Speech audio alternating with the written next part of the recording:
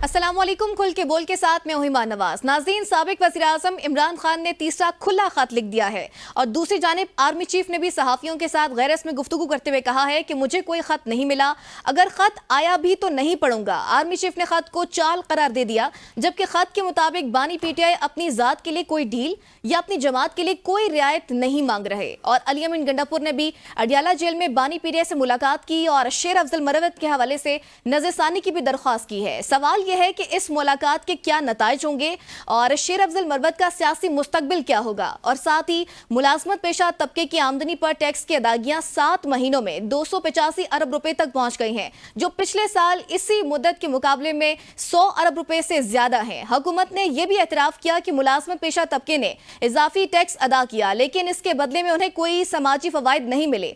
मगर नाज़रीन, यहाँ सवाल ये पैदा होता है कि अगर उन्हें फवायद नहीं मिले तो ये टैक्स कहाँ जा रहे हैं। जवाब की तलाश में हमने प्रोग्राम में मधु किया है ईसा नकवी, रियासुल हक, सलमान हैदर, सलमान अनीस। तमाम मेहमानों को वेलकम करूंगी। सलमान हैदर साहब, मैं आपकी जानिब आना चाहूंगी। साबिक वज़ीर-ए-आज़म इमरान खान ने तीसरा खुला खत भी लिख दिया है और दूसरी जानिब आर्मी चीफ ने सहाफ़ियों के साथ गैर रस्मी गुफ्तगू में कहा कि मुझे कोई खत नहीं मिला, अगर खत आया भी तो नहीं पढ़ूंगा बल्कि वज़ीर-ए-आज़म को भेजूंगा। और खत की बातें सब चालें करार दे दी गई उन्होंने। अगर खत की बातें चालें हैं तो क्या समझते हैं, खत अगर वज़ीर-ए-आज़म को भेजेंगे तो क्या वज़ीर-ए-आज़म के साथ चाल होगी? अच्छा, thank you man to having me in your show. Basic मैं बात बता दूं कि आर्मी चीफ का यही कहना बनता था कि मुझे खत मिला नहीं। अब उनको मिला या ना नहीं मिला तो वो कोई भी सोशल मीडिया देख ले, पाकिस्तान में एक्स अकाउंट खोल दें, वो देख ले।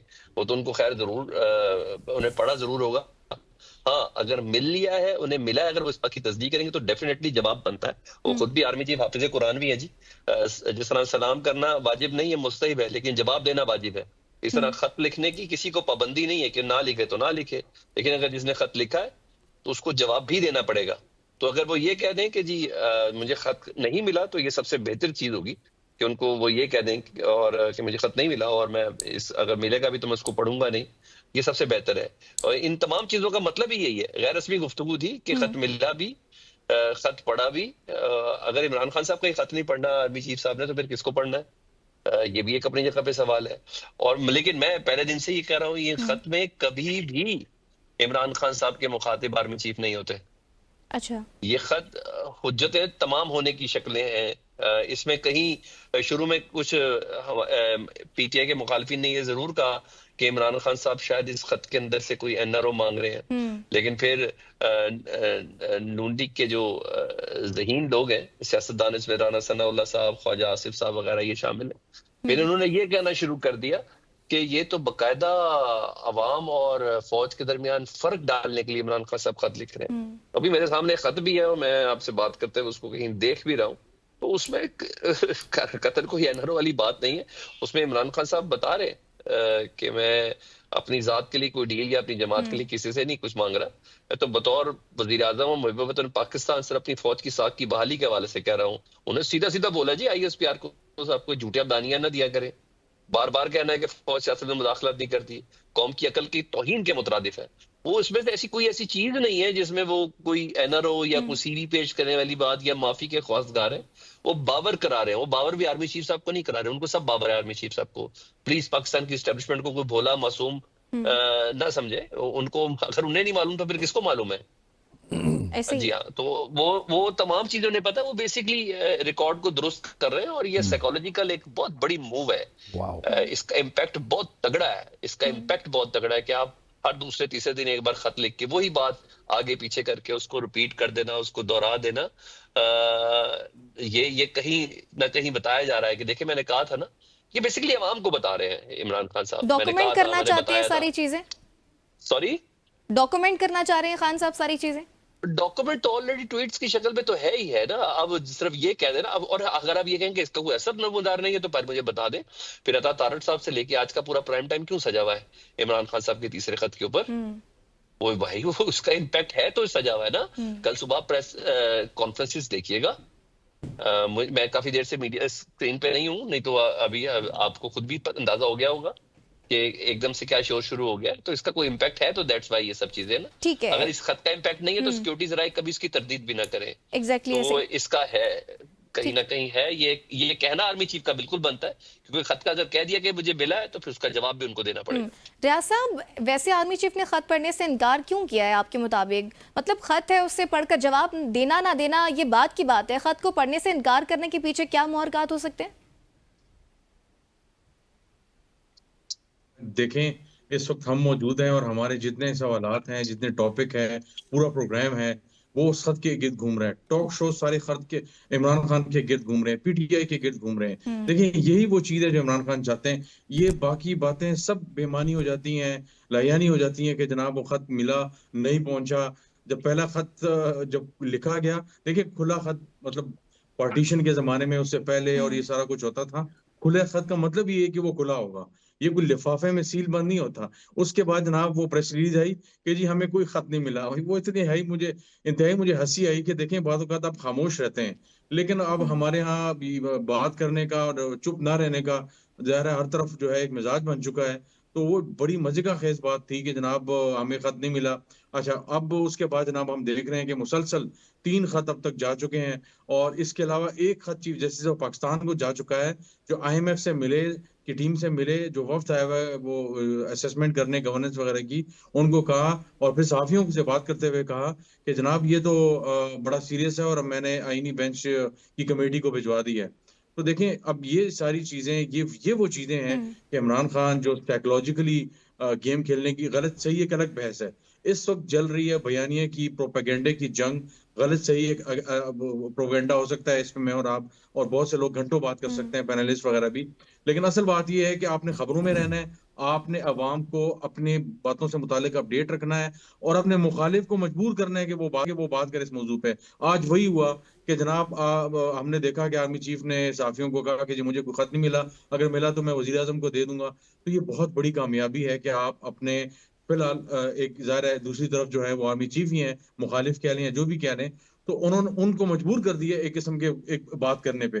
कल आप देखेंगे तमाम कौमी अखबारात में ये सारी खबर होगी। आज सारे टॉक शोज ये हो गए, 10 से 11 के जो टॉक शोज हैं उसमें ये हो गए 11 के टॉक शोज हेडलाइंस में। ये बहुत बड़ी कामयाबी है, यही वो बयानिए की जंग है जो इस वक्त लड़ने की कोशिश की जा रही है। पीटीआई इसमें भरपूर तरीके से कामयाब है। दूसरी तरफ नून लीग और पीपल्स पार्टी, वो बेचारे कोशिश कर रहे हैं, बयानिया दायर है, वो बहुत सी वजूहत हैं, वो क्या नहीं है उनके पास, क्या है, लेकिन बयानिया बनाना और सारा कुछ दायर इमरान खान इसमें यददगुला रखते हैं और हम देख रहे हैं। बाकी ये इररिलेवेंट है, खत गया नहीं गया, किसको लिखा, किसने पढ़ा, किसने नहीं पढ़ा, ये मैटर नहीं करता। उसकी टारगेट ऑडियंस ही अवाम है, उस तक पहुंच रहा है और वो किसी के कंधे पे लगता है या किसी के कंधे पे नहीं लगता, मैटर नहीं करता। अभी कुछ देर पहले जनाब वो उर्दू तर्जमा भी उसका आ गया, उन्होंने ट्वीट भी कर दिया, जी। अंग्रेजी का भी आ चुका है। और क्या चाहिए इससे बेहतर?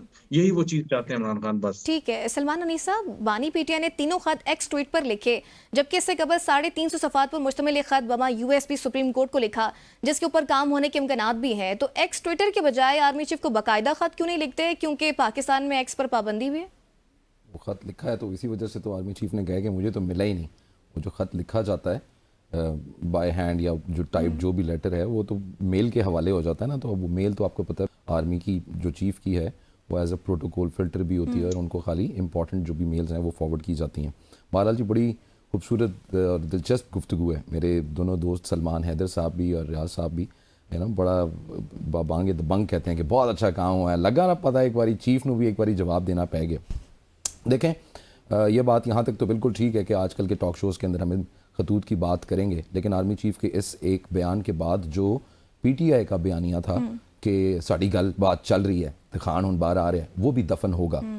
यकीनन अभी तो हम इसके ऊपर डिस्कशन कर रहे हैं, but in the longer run वो जो एक नैरेटिव पीटीआई बिल्ड करने की कोशिश कर रही थी कि हमारे पीछे मुज़ाकरात चल रहे हैं, बातचीत चल रही है, हम देख रहे हैं क्या करना है। 90% मामला ओ यस, तो वो बयानिया भी कहीं ना कहीं दफन होगा। बड़ी जी एक मैं मजाक खेज़ बात है, मुझे एक गली में पड़ा हुआ किसी बदनसीब का ख़त मिला, खूने दिल से लिखा हुआ, आंसुओं से मिटा हुआ। अब यही इस ख़त की सारी दास्तान है। यानी वो आर्मी चीफ को मुखातिब करके कह रहे हैं कि मैं आर्मी का इमेज बेहतर करना चाहता हूँ। बहैसियत पाकिस्तानी है सलमान हैदर साहब, वो आर्मी का इमेज जो उन्होंने खुद टार्निश किया है, वो आदमी जो खड़ा होकर कहता था कि ये मीर सादिक हैं और मीर जाफर हैं और ये न्यूट्रल क्यों हैं, और अब ये न्यूट्रल हैं तो इनको किसी की साइड लेनी चाहिए, वो अब आर्मी का इमेज ठीक करना चाहता है। वो आदमी जो अब से 2 हफ्ते पहले इनको याह्या खान सानी कह रहा था, वो आदमी जो आर्मी के इमेज के ऊपर इतना अच्छा काम कर रहा है कि वो कहता है कि हमूद रहमान कमीशन रिपोर्ट लेके आओ और बताओ कि कतर के अंदर क्या क्या हुआ है। तो पहले वो इमेज खुद खराब करते हैं और उसके बाद वो उसको खुद ठीक करना चाहते हैं। बहुत कमाल की स्ट्रेटेजी है, वाओ, वंडरफुल। मुझे आप लोगों की सोच के ऊपर भी मैं अब क्या कह सकता हूँ। ये जो खत है, ये मेरा प्यारा भाई एक रुदाद है उनके रोने धोने की। अगर वो माफ़ी नहीं मांग रहे गिड़गिड़ा के, तो वो और क्या कर रहे हैं। और अवाम के लिए जो वो कह रहे हैं कि जी ये खुला खत है, ताकि अवाम को एक दफ़ा जो है ना रूशनास हो जाए सारी की सारी बात, और अवाम एजुकेट हो जाए कि भाई ये कुछ हुआ है। अरे मियाँ, अवाम को सारा कुछ पता है, और अवाम को पिछले 70-75 साल का भी पता है, और अवाम को पिछले 7 साल का भी पता है, स्टार्टिंग फ्रॉम 2018 टू 2025। तो देखें, बात सारी बयानिए की है, और वो जो बात करें कि खान साहब जो है वो महारत रखते हैं बयानियाँ बनाने में, यहाँ तक तो बात ठीक है। लेकिन अब आप अपने जो मुखालिफ लोग हैं उनको भी इतना ज़्यादा पैरालाइज ना समझें कि वो कुछ ना करेंगे और उसके ऊपर कोई कार्रवाई नहीं होगी। मसला ये है कि खान साहब अपने आप को यक के बाद दीगरे सारे जो वो कार्ड इस्तेमाल कर सकते थे वो कर चुके हैं। उनको किसी किस्म की कोई ब्रेक थ्रू नहीं मिल रही कहीं पे भी। तो ये जो आखिरी एक हरबा है, वो अब से 4 हफ्ते पहले कहानी चल रही थी कि ट्रंप चाचू आएंगे, वो छुड़ाएंगे। फिर वो ग्रनैल की ट्वीटें आ रही थी, तो इधर से उसकी ट्वीटें आ रही थी, तो उधर से जो विल्सन आ रहा था। क्या हुआ? कुछ भी नहीं। यही मेरे सलमान हैदर भाई थे, वो कह रहे थे बस आप छोड़ दें, रुक जाएं, इनकी निकालें पुरानी रिकॉर्डिंग, प्ले करें। एक 4 हफ्ते पहले भाई क्या बात कर रहे थे कि प्रेशर पड़ गया है गवर्नमेंट पे, गवर्नमेंट बैकफुट के ऊपर चली गई है। अरे मियाँ, कुछ भी नहीं हुआ, सारी हुकूमत वहीं की वहीं है। वो यहाँ पे VIP गेस्टों को रिसीव कर रहे हैं, अपने एग्रीमेंट्स कर रहे हैं, अपने MOUs कर रहे हैं, अपनी मईशत के ऊपर तवज्जो दे रहे हैं। You want to bring a storm in a tea cup, Fabiha ले आए, जितना तूफान आप एक ला सकते हैं, फर्क कोई नहीं पड़ेगा। क्योंकि crux of the matter is कि जिन लोगों ने तवज्जो देनी थी खान साहब के ऊपर, उन्होंने तहिया कर लिया कि खान साहब के ऊपर बिल्कुल कोई तवज्जो नहीं देनी चाहिए, और उनको ऐसे ही इग्नोर करना चाहिए जैसे उनको इग्नोर करने का हक है। ठीक है नाज़रीन, एक छोटी सी ब्रेक लेंगे और पास फिरूंगी। वेलकम बैक नाज़रीन। प्रोग्राम के सिलसिले को आगे बढ़ाएं। ईसा साहब, मैं आपकी जानिब आना चाहूँगी। आज अडियाला जेल में अलीम बिन गंडापुर ने साबिक वज़ीर-ए-आज़म इमरान खान के साथ मुलाकात की, और शेर अफजल मरवत के हवाले से ताहल पार्टी रहनुमाओं में से कोई भी तस्दीक करने को तैयार नहीं है। और आपके पास क्या खबर है, क्योंकि नोटिफिकेशन के हवाले से भी कुछ कन्फ्यूजन है, और पार्टी के मजीद हिस्सा होंगे या नहीं? देखिए, मेरा ख्याल है कि अभी इसमें कुछ ट्विस्ट अभी बाकी है। जो आज मुलाकात हुई है, उस मुलाकात में यकीनन शेर अफजल मरवत के इशू पर भी बात हुई है। शेर अफजल मरवत साहब ने कुछ टॉक शोज़ में जाकर गुफ्तगू करने का ऐलान किया था, उन्होंने अचानक से वो प्लान भी कैंसिल कर दिया। ठीक है। और उसके बाद जब वो इस्लामाबाद पहुंचे, तो बजाय इसके कि वो TV टॉक शोज़ में जाते और उनकी जो साइड ऑफ स्टोरी है वो बयान करते, और किसी सख्त किस्म के या दिलचस्प किस्म के सवाल के जवाब में कोई और नई कंट्रोवर्सी क्रिएट करते, वो मेरी इतला के मुताबिक KP हाउस चले गए। और KP हाउस में वहाँ पर उनकी कुछ तहरीक इंसाफ के लोगों से मुलाकातें हुई। उन मुलाकातों के बाद भी अभी वो खामोश। इस खामोशी का मतलब ये है कि उनके लिए कोई फायर फाइटिंग वाला काम हो रहा है पार्टी में। और मेरा नहीं ख्याल कि पाकिस्तान तहरीक इंसाफ, फ्रैंकली स्पीकिंग, अगर आप देखें जो 26वीं आईनी तरमीम हुई थी, उस पर बहुत सारे लोगों ने वोट दिए, बहुत सारे लोग मिसिंग हो गए, जिनके बारे में डाउट्स थे, कुछ हैं जिनके बारे में श्योरिटी थी तहरीक इंसाफ को कि ये हमारे साथ नहीं है। नीड बेसिस के ऊपर इन्होंने 26वीं आईनी तरमीम को वोट देना है। जिनके वोट की ज़रूरत पड़ी उन्होंने वोट डाल दिया, जिनके वोट की ज़रूरत नहीं पड़ी उन्होंने नहीं डाला। लेकिन वो तहरीक इंसाफ के सफ़ों में तो नहीं थे, उनको शो कॉज नोटिस भी दिए गए। उन नोटिस के बाद क्या तहरीक इंसाफ जो है, उन्होंने अगर उन MNAs को या उन सेनेटर्स को डिसोन नहीं किया, उनको नहीं निकाला, तो शेर अफजल मरवत जो है वो यकीनन एक क्वेश्चन है अभी बाकी है। मेरा ख्याल है कि कुछ दरमियान में फायर फाइटिंग चल रही है, और हो सकता है, पॉसिबिलिटी है कि इसमें नतीजा वो ना आए जो नतीजा हम अखज़ करके बैठे। अच्छा, सलमान हैदर साहब, आज अडियाला जेल में मुलाकात के दौरान अलीम बिन गंडापुर ने साबिक वज़ीर-ए-आज़म इमरान खान को सूबाई मामलात पर ब्रीफ भी किया है। क्या इस ब्रीफिंग से पार्टी के अंदर की ताकतवरों का तवाज़ुन बदलने वाला है, और क्या समझते हैं सूबे के हालात में क्या तब्दीलियां मुतवक्किल हैं? और साथ ही जैसे ईसा साहब ने मरवत साहब के हवाले से बात की, आपको लगता है उनकी वापसी मुमकिन है? जी बिल्कुल, मरवत साहब की वापसी मुमकिन है, मगर मैं इधर जरा थोड़ा सलमान अनीस साहब को एक रिस्पॉन्ड करना चाहूंगा कि सलमान अनीस साहब, आप कम अज कम आर्मी चीफ ना बने, आप सलमान अनीस ही रहे। और मैं आपका भाई खादिम आपका सिर्फ रिमाइंड करा रहा था आपको पिछली स्टेटमेंट्स की, भूल जाते हैं ना आप सलमान भाई। को उस खत को पढ़े जरा चलें पहले सलमान साहब, जी पढ़ लेंगे जी, सलमान अदर साहब अपना पॉइंट कंप्लीट कर लें। मैं सलमान अली साहब आपकी जानिब आऊंगी, आपको कमेंट पॉइंट करें तो लूंगी। ज्यादा मजेदार चीज हो जाएगी। जी जी और आपकी सारी स्टेटमेंट्स मैं नेगेट करता हूं, मैंने ऐसी कोई चीज नहीं बोली थी। मैंने कहा था प्रेशर जरूर आएगा, चले शुक्र है, इतना तो मैंने आपने आपको ये मान लिया कहा था सलमान प्रेशर साहब। जरूर ठीक है। आएगा। मैं आज भी यही कहता हूँ कि प्रेशर जरूर आएगा। मैं आज भी यही प्रेशर कहता अब हूँ भी आपसे। आ गया तो फिर क्या करेंगे? आया हुआ है जी, बहरहाल, प्रेशर आया हुआ है। ये नकवी साहब आ गए हैं स्टूडियो के अंदर, ये भी मुझे कह रहे थे पिछले ऐसे वो तो गवर्नमेंट डेस्परेट हुई हुई है। तो खुद नकवी की तो मौजूदगी प्रेशर है। जी जी बिल्कुल जी बिल्कुल। चलें सलमान अदर अगर साहब अपना अगर पॉइंट नकवी कंप्लीट के कर। नाम के बगैर ट्वीट कर दे तो प्राइम मिनिस्टर को एडिट करके नकवी का नाम ऐड करना पड़ता है भाई। सही कह रहे सही कह रहे सही कह रहे सही कह रहे हैं। अच्छा, मैं आज शेर अफजल मरवत साहब से मुतालिक। हाँ, शेर अफजल मरवत कोई शक नहीं पार्टी का एसेट है। मगर वो कहते हैं ना, वो खुद 12 सिंगा ऐसा है कि जिनको शायद अंदाजा ही नहीं है कि मेरे सिंगों का वजन कितना ज्यादा हो चुका है, कितना बड़ा हो चुका है। तो वो हर तरफ वो मुंह छू मारते रहते हैं। सियासत में बहुत सी जगहों पर खामोश भी रहना पड़ता है, बहुत सी चीजों पे बताना भी पड़ता है। पार्टी में कई लोग ऐसे हैं जो बहुत ज्यादा काम कर रहे हैं लेकिन खामोशी से कर रहे हैं। इमरान खान साहब की पिटीशनें बनाने वाले इतने तगड़े वकील हैं, कभी आज तक टीवी के सामने नहीं आए, स्क्रीन के सामने नहीं आए, जो सही केस बना के पेश करते हैं। तो बहरहाल शेर अफजल मरवत साहब की जुबान ही उनके लिए सबसे बड़ा मसला है। जितनी स्पीड से वो आए थे, जितनी स्पीड से उन्होंने वहां में अरूज पाया था, उसी स्पीड से वो सिर्फ और सिर्फ अपनी जुबान के कैदी हैं। एक जुमला जब ऐसा बोल देते कि मेरा आज भी लीडर वही है, मैं कोई सियासी जमात नहीं जा रहा था, इट्स अनदर थिंग। बहरहाल अभी भी पार्टी में उनके लिए बहुत बड़ा बड़ा वोट है। जुनैद अकबर की शक्ल में उनके पास बहुत बड़ा वोट है। अली अमीन गंडापुर साहब की शक्ल में उनके पास बहुत बड़ा वोट है। बैरिस्टर अली गौहर साहब की शक्ल में उनके पास बहुत बड़ा वोट है।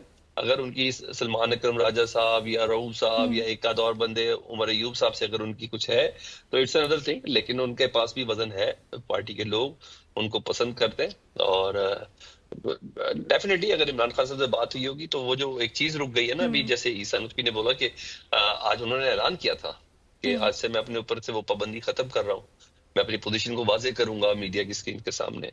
तो वो जो है मुझे ऐसा लगता है कि थोड़ा सा हॉर्सेस को थोड़ी स्टॉप लगेगा इमरान खान साहब को बाबर कराने में।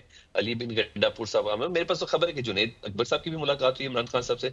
अब मुझे खैर इसको इतना कंफर्म नहीं करा, लेकिन सलमान इधर अली बिन साहब गंडापुर पीटीआई में फिर इस वक्त किस चीज की कंफ्यूजन है? कोई कह रहे हैं जी उनको निकाल लिया है, फिर बैरिस्टर गौहर भी कह रहे हैं, वो भी लालमी का इजहार कर रहे हैं। जरताज गुल से भी सवाल किया गया, उन्होंने कहा जी मुझे तो नहीं पता। फिर शानदाना गुलजार साहिबा भी यही कह रही हैं कि जी अगर ये फैसला खान साहब ने किया तो बड़ा इलॉजिकल है, लॉजिकली डजंट मैटर कि एक सिटिंग एमएनए को इस तरह से निकाल दिया जाए। अच्छा, पहली बात तो ये कंफ्यूजन ना पाकिस्तान तहरीक इंसाफ में किसी किस्म की नहीं है। ये कंफ्यूजन पाकिस्तान तहरीक, इसमें किसी को कोई गम नहीं है किसी के आने या जाने से। हाँ, वो जो गुफ्तगू है इमरान खान साहब की, ये सही तरह रेट बार कर पाते हैं, इमरान खान साहब का मैसेज बार सही तरह बयान कर पाते हैं, यही तमाम चीज है। हाँ, अली अमीन गंडापुर की तरह जो शेर अफजल मरवत साहब हैं वो भी एक क्राउड पुलर आदमी है और शानदाना गुजार के साथ खड़े रहे हैं तकलीफों में, अजियतों में। आप ये सारा चैप्टर चेक करें ना, ये सारा चैप्टर केपी चैप्टर है। अली बिन गंडापुर साहब के साथ, गौहर अयूब साहब, बैरिस्टर गौहर साहब के साथ, ये तमाम वो अफराद हैं, शानदाना गुलजार भी ले लें आप, ये तमाम के तमाम वो अफराद हैं जो केपीके की बड़ी कोर है। इवन जुनैद अकबर साहब, ये तमाम वो अफराद हैं।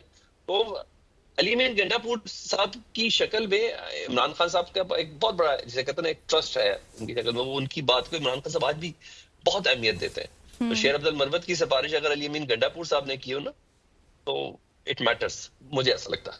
ठीक है रियाज साहब, शेर अफजल मरवत ने एक्स पर ट्वीट किया और लिखा कि Khan Sahib is and will always remain my leader और my struggle is not for the party, my struggle is for Imran Khan. उनके ट्वीट से तो ऐसा लगता है कि वो फिर कोई और पार्टी तो ज्वाइन नहीं करेंगे।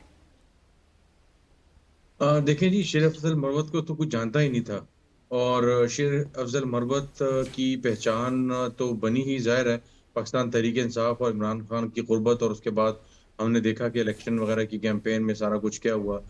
लेकिन जैसा पहले दोस्तों ने कहा, उनका सबसे बड़ा मसला जो है वो यही है बुनियादी तौर पे कि अगर वो अपनी जुबान पे, अपने मैनर्स पे थोड़ा कंट्रोल कर लें, उनका बिहेवियर, उनका कंडक्ट जो है वो बड़े प्रोफेशनल लोगों का होना चाहिए।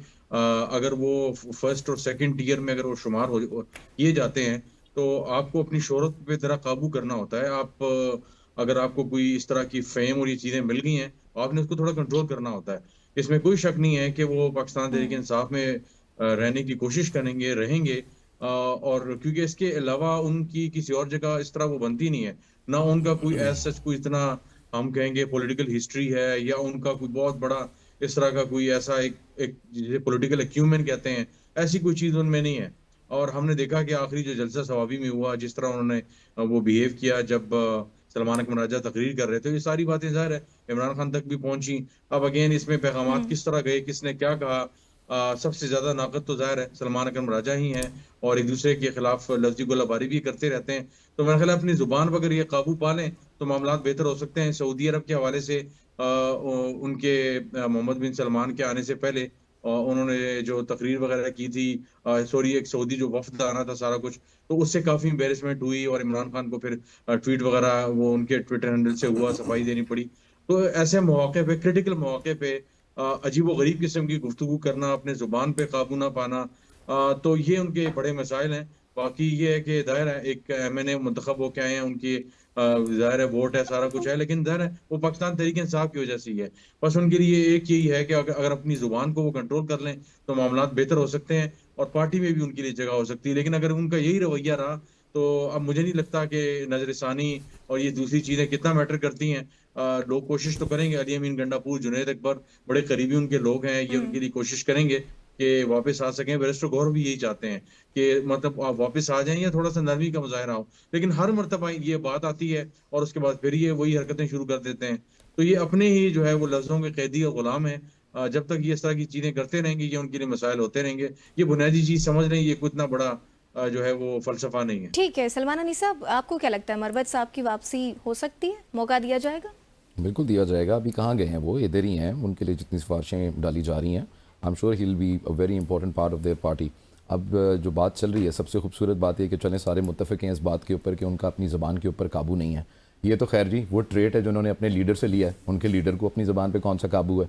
ये एक ऐसी माशाल्लाह वो ट्रेडिशन है जो पीटीआई के अंदर बहुत ज़्यादा प्रिवेलेंट है। वो जैसे उनके लीडर हैं वैसे ही उनके चाहने वाले हैं, और वहाँ पे बड़के मारने का और मैं ये कर दूंगा और मैं वो कर दूँ वाला जो रिवाज है उसको बहुत ज़्यादा प्रमोट किया जाता है, उसको बहुत इनकरेज किया जाता है। शेर अफजल मरवत साहब इसी तरह के एक बाय प्रोडक्ट हैं जिनको फ्लोर के ऊपर छोड़ा गया था ताकि वो ज़रा गवर्नमेंट को जो है वक्तन फ़वक्तन टफ टाइम देते रहें। अब ये अनफॉर्चुनेट है कि वो अपनी ही अंदरूनी पार्टी की सियासत का शिकार हो गए, और कभी आते हैं, कभी जाते हैं, कभी मान जाते हैं, कभी रूठ जाते हैं, कभी उनके मनाने वाले आ जाते हैं। मसला ये है जिसके ऊपर तवज्जो देनी चाहिए, वो ये कि खान साहब के जो प्लेयर्स हैं उनको वो बहुत ज़्यादा कोई परफॉर्मेंस नहीं दे पा रहे। देखें ये जो रद्दो बदल आप केपीके के अंदर या पीटीआई के अंदर पार्टी लेवल पे या गवर्नमेंट लेवल दोनों पे देख रहे हैं, उसकी बुनियादी वजह है कि ये परफॉर्मेंस देने से कासिर हैं। गवर्नमेंट जो उनकी गवर्नेंस है उसके ऊपर बहुत ज़्यादा क्वेश्चंस हैं। केपी की जो आज बल्कि मैं देख रहा था कि वो जो मिसाल यूसुफजई बीबी की जो स्पोक्स पर्सन है उन्होंने भी किसी इसी किस्म चीज़ को जो है हाईलाइट किया कि भाई जो गवर्नेंस के मामला आते हैं उसके ऊपर खान साहब खुसूसी तवज्जो देना चाहते हैं, क्योंकि शायद बाकी सूबे जो हैं वो उसमें बेहतर लीड ले रहे हैं या एटलीस्ट कॉस्मेटिक्स उनकी ज़्यादा बेहतर हैं। दूसरी चीज़ पार्टी की सतह के ऊपर वही तोड़ फोड़ का शिकार है। उनको कुछ समझ में नहीं आ रहा कि जुनैद अकबर साहब को फॉलो करना है, बुशरा बीबी साहब अभी तक जेल के अंदर से बैठ के अपना इन्फ्लुएंस कायम किए हुए हैं, उधर से आतिफ खान साहब एक्टिवेट हुए हुए हैं, इधर से अली अमीन गंडा एक्टिवेट हुए हुए हैं। तो ये देखो ये जिन्होंने, मैं हमेशा कहता था ना कि ये जो गुत्थी जिन्होंने उलझाई है उन्होंने बहुत सोच के उलझाई है, ये इतने आराम से सुलझेगी नहीं।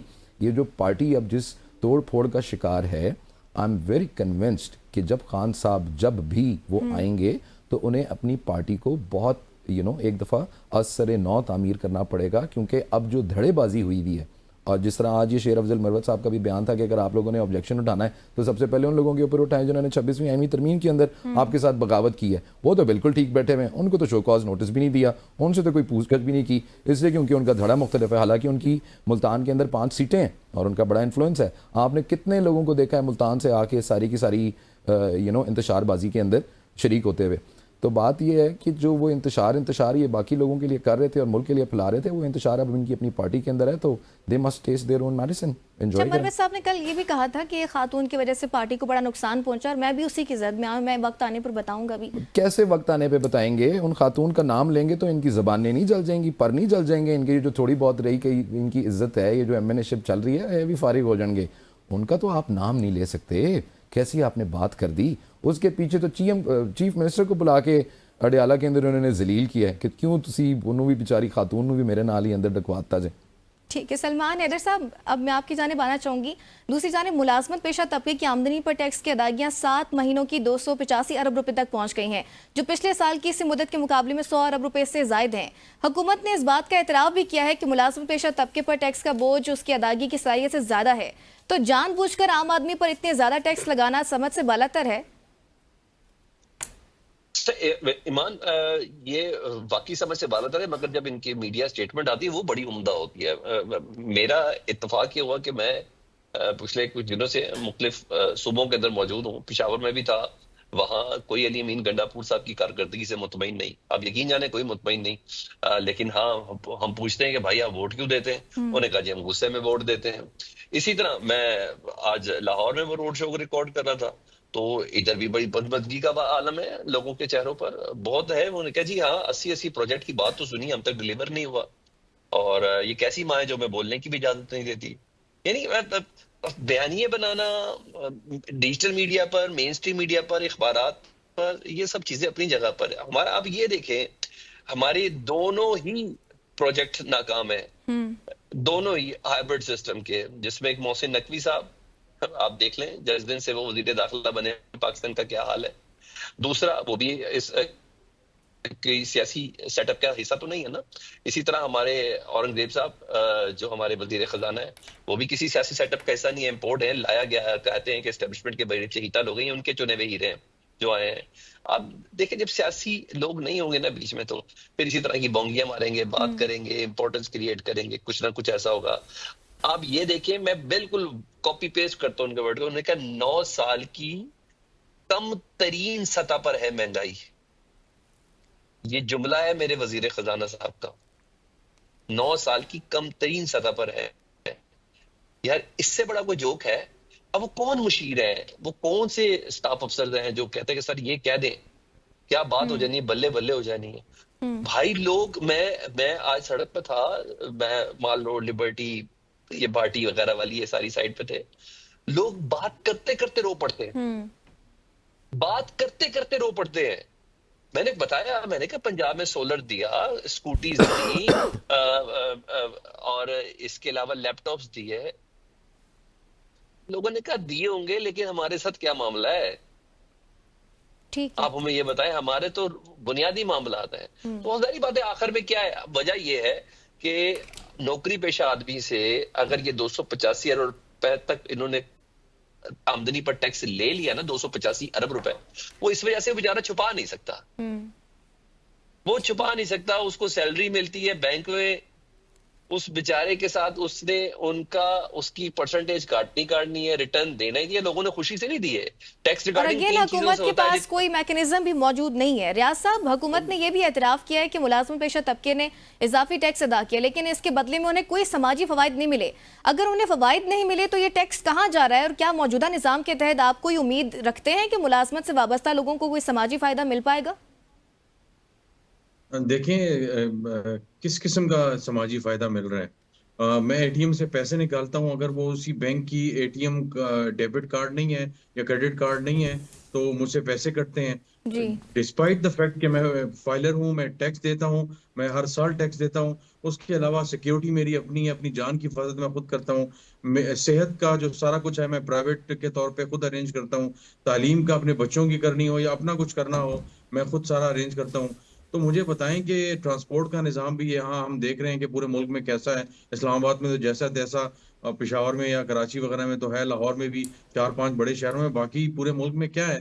तो मतलब कोई फाइलर क्यों बने? और एक तरफ वजीर आजम कहते हैं कि जनाब मेरा बस चले तो मैं 15% टैक्स कम कर दूं और सारा कुछ कर दूं। भाई ये वजीर आजम हो के आप ये बात कर रहे हैं? ये तो इमरान खान वाली बात होगी जी, मैं तो वजीर आजम था लेकिन इख्तियार किसी और के पास था। तो एक तरफ आप ये बात कर रहे हैं, दूसरी तरफ वजीर खजाना कह रहे हैं कि जनाब जो सैलरीड क्लास है उन्होंने बहुत बड़ा बोझ उठा लिया है और उन पे ऑलरेडी बहुत बर्डन है और सारा कुछ है। भाई इन बातें करने का क्या फायदा है? ये तो आप अपोजिशन में हो या कोई दाएं बाएं कोई टेक्नोक्रेट हो तो वो बात ये करे, यानी वो रिटायर्ड हो या कोई कैसर बंगाली ये बात करें तो समझ आती है। लेकिन आप हुकूमत में हैं, साहिब इख्तियार हैं, साहिब इख्तियार हैं, और आप इस तरह की बातें कर रहे हैं कि तनख्वाहदार तबके को आपने कहीं का नहीं छोड़ा। रियल एस्टेट सेक्टर पे जो है वो कानून साजी होनी थी इस हफ्ते के आगाज में, तो हमने देखा कि जनाब स्टैंडिंग कमेटी जो नेशनल असम्बली है उन्होंने डेफर कर दिया, काबीना को भिजवा दिया कि रियल एस्टेट जो सेक्टर है उस पे जनाब वो कितना आएगा, वो क्या ले सकेंगे, और 1 करोड़ से ज्यादा की जो प्रॉपर्टी ले सकेंगे क्या होगा, उस पे थ्रेशोल्ड जो है वो काबीना लगाए। लेकिन दूसरी तरफ आप ये फैसला कर रहे हैं कि जनाब 800 सीसी जो गाड़ी है या जो इतने जो सीसी जो मोटरसाइकिल है वो ले सकते हैं। भाई ये आप जो है मजाक कर रहे हैं और सैलरी क्लास पे मुसलसल बोझ डाल रहे हैं। एक तरफ आप पीटीवी के जो इसमें टीवी की मद में 25 रुपए या कितने रुपए जो है वो 35 रुपए जो फीस ले रहे हैं, दूसरी तरफ आज के दिन अब क्या तारीख हो गई है, तकरीबन 13 तारीख, अभी तक सैलरी नहीं आई जो उनके मुलाजिमीन है पाकिस्तान पर टेलीविजन के, और ये हालात हैं इनके। तो इनसे बातें करवा लें, इनसे बैनर्स लगवा लें, इश्तहारात की भरमार है, लेकिन सैलरीड क्लास को इन्होंने क्रश करके रख दिया है। और इतना ज्यादा जो है वो 285 अरब से जायद जो है वो जो फाइनेंस मिनिस्टर है वो खुद कह रहे हैं बिल्कुल कि ये ऐसे ही। तवक्कुआत से 100 ठीक है अरब रियाज रुपए साहब, ज्यादा है। आपको पॉइंट आ गया है। मैं ईसा आपकी जानिब आना चाहूंगी। वजीर मुमलिकत ने कहा कि IMF के दबाव की वजह से हुकूमत ने 75 अरब रुपए का इजाफी बोझ मुलाजमत पेशा तबके पर डालने की मंजूरी दी है, और अभी भी IMF का वक्त पाकिस्तान में मौजूद है जो करप्शन के बाजार की निगरानी कर रहा है। हुकूमत ने इश्तहारों में तो मुल्क की मशत को संभाल लिया, हकाइक बरक्स हैं, बोझ अवाम पर ही है एट दी एंड। क्या कहेंगे, अवाम के लिए सुकून कब मुयसर होगा? अच्छा देखें, ये थोड़ा सा इस बात को ठंडे दिल से भी सोचने की ज़रूरत है कि टैक्स के बगैर मुल्क चलाया जा सकता है? कोई भी मुल्क हो, दुनिया में कौन सा मुल्क है जहाँ पर टैक्स नहीं है? असल क्वेश्चन जिसको करने की ज़रूरत है कि उस टैक्स के अगेंस्ट, जो रियाजुल हक साहब ने बात की, कि उस टैक्स के अगेंस्ट जो रियासत ने, हुकूमत ने फ़राहम करना है अपने शहरियों को, वो फ़राहम किया जा रहा है या नहीं। यहाँ मसला ये है कि आप जमहूरियत के नाम पर इंतखाबात का एक ढोंग रचाते हैं, लोगों को आवाम इलेक्ट करती है, आवाम इलेक्ट यानी जिसको नहीं भी करती वो भी समहाउ हमारे यहाँ असम्बलियों में पहुँच जाते हैं ऐसे लोग भी। बट जो असल चीज़ है जो इसकी कि आपने हुक्मरान को किस वजह से वोट्स डाला है, किस वजह से आपने एक हुकूमत बनाई है। हुकूमत इस वजह से बनी है, वो लोगों की एक्सपेक्टेशन ये है कि अब ये हमारे लिए पॉलिसीज़ बनाएंगे।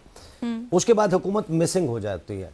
हुकूमत एक मुआहदा कर लेती है IMF के साथ, IMF से पैसे हुकूमत को चलाने के लिए, कार्य सरकार चलाने के लिए ले लिए जाते हैं, और फिर पॉलिसी साजी जो हुकूमत ने करनी है आवाम के नुमाइंदे के तौर पर, वो पॉलिसी साजी जब आप आउटसोर्स कर देते हैं टू IMF, कि अभी आ गए हैं वो 19 महकमों से मुलाकातें कर रहे हैं, जजेस उनको ये कह रहे हैं कि आप हमें बता दें आपकी क्या तजावीज़ हैं जो इनकॉर्पोरेट करनी है, FBR से वो मुलाकातें करेंगे, आपका फिस्कल डिसिप्लिन उन्होंने देखना है, आपके NAB से उन्होंने मुलाकात करनी है, एंटी मनी लॉन्ड्रिंग, ये वो चीज़ें हैं जो कोई भी हुकूमत हो उसको खुद करनी चाहिए। इसके ऊपर एक चेक एंड बैलेंस और अगर ओवरसाइट IMF ने करनी है तो फिर हमें और लोगों को, आवाम को बता दें कि ये इलेक्शंस का ढोंग खामखा का है, जो कुछ भी होगा अल्टीमेटली फैसला आपका, आपकी किस्मत का, आपकी तकदीर का, वो IMF ने करना है। मसला ये है कि आप तो सिर्फ 285 अरब की बात कर रही हैं। अभी आप देख लें जो रिपोर्ट आई है, गालिबन 550 अरब से जायद की वसूलियाँ PDL की मद में हुई हैं।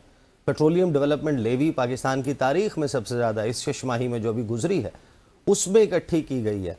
ये GS जो आपका जनरल सेल्स टैक्स है उससे इजाफी है, जो PDL है आपका, PDL को आपने मैक्सिमम 60 रुपए पर लेकर गए हैं तो आपने 1 रुपया कम नहीं किया। हुकूमत जहां कहीं कोई क्वेश्चन है जिससे आप अपने आवाम को फैसिलिटेट कर सकें, वो करने के लिए ना तो तैयार है, ना IMF उसको ये क्वेश्चन देने के लिए तैयार है कि हाँ आप फलां चीज़ के ऊपर जो है वो अपनी आवाम को रिलैक्स कर सकते हैं। तो ये बज़ाहिर कि एक ऐसा आलमी है जिसके ऊपर असल क्वेश्चन इस बात पर होना चाहिए, टैक्स गलत चीज़ नहीं है, टैक्स का दायरा वसी होने की ज़रूरत है, वेल्दिएस्ट जो लोग हैं उनको टैक्स नेट में लाने की ज़रूरत है, जो हमारे हुक्मरानों को इंटरेस्ट ग्रुप्स पैसा मुहैया करते हैं, फंड्स देते हैं उनकी इलेक्शन कैंपेन चलाने के लिए, तो जब वो हुक्मरान बन जाते हैं वो उनके इंटरेस्ट को प्रोटेक्ट करते हैं, उनके हवाले से पॉलिसीज़ बनाते हैं। एक दिन के लिए स्पेशल रिस्ट्रेनिंग ऑर्डर्स जारी होते हैं और कोई चीज़ इंपोर्ट होनी होती है, वो सोलर पैनल से लेके, गाड़ियों से लेके बहुत सारी चीज़ें हो जाती हैं। जब आपके जिस बंदे को फैसिलिटेट करना होता है उसका मकसद पूरा हो जाता है तो फिर वो SRO वापस ले लिया जाता है। ऐसी सैकड़ों मिसालें। आखिरी 1 मिनट है सलमान अनीस साहब, टैक्स का पैसा कहाँ जा रहा है? सारे खाने, सिंपल एज दैट। इस एक जुर्म के अंदर हम सब ही शरीक हैं। देखें गवर्नमेंट के ऊपर जितना प्रेशर है, टीका में उठाए जाएंगे। आप अगर बच गए तो बिल्कुल। मसला ये देखें कि जो हमारी गवर्नेंस के इश्यूज हैं, poor governance has burdened this over the years. और उसका सारा जो वज़न है वो आवाम के ऊपर है। क्यों गवर्नमेंट जो है वो रिफॉर्म्स नहीं करती है, बेटर टैक्स कलेक्शन की तरफ नहीं जाती है, वो जो ब्लैक मार्केटिंग हो रही है उसको नहीं रोकती, स्मगलिंग को नहीं रोकती। ये इतने सारे शोबे ऐसे हैं जिनके ऊपर नज़र रखने की ज़रूरत है। गरीब आवाम को आप एक हद तक जो है वो जूस उसमें से निकाल सकते हैं। And this is what's happening कि आवाम जो रो रही है महंगाई के इस बॉम्ब की वजह से, और उसके बाद ये जो आपकी लेवीज़ और टैक्सेशन जो है उसी का ये सारा का सारा प्रेशर है। आई ओनली होप कि हम आने वाले वक्तों के अंदर कोई ऐसी पॉलिसीज़ लेके आएँ जिससे जो टैक्स नेट है वो ज़्यादा बड़ा हो सके। 6,000 अरब रुपए की 6 ट्रिलियन रुपीज़ की टैक्स एवेजन है पाकिस्तान के अंदर, which amounts to 6.9% of the GDP। Staggering figures हैं, तकलीफ दे फिगर्स हैं। 1,000 अरब रुपए की जो है वो ऑयल की स्मगलिंग हो रही है। उसके अलावा आपकी $23 बिलियन की वैसे जो है वो ब्लैक मार्केट इकोनॉमी पाकिस्तान के अंदर एग्जिस्ट करती है। तो ये तमाम फिगर्स जो हैं वो ये अब से नहीं आ रहे हैं, ज़ाहिर है सालों से आ रहे हैं। लेट्स सी कि कोई ऐसी गवर्नमेंट आए, कोई ऐसे इकदाम लिए जाएं जिसमें इन तमाम चीज़ों के ऊपर तवज्जो दी जाए ताकि लोगों को रिलीफ दिया जा सके। ठीक है सलमान साहब, प्रोग्राम का वक्त भी खत्म हो गया है। अपने तमाम का शुक्रिया जिन्होंने अपना कीमती वक्त लिया। नाज़रीन अपना ख्याल रखिएगा। अल्लाह ने के बाद।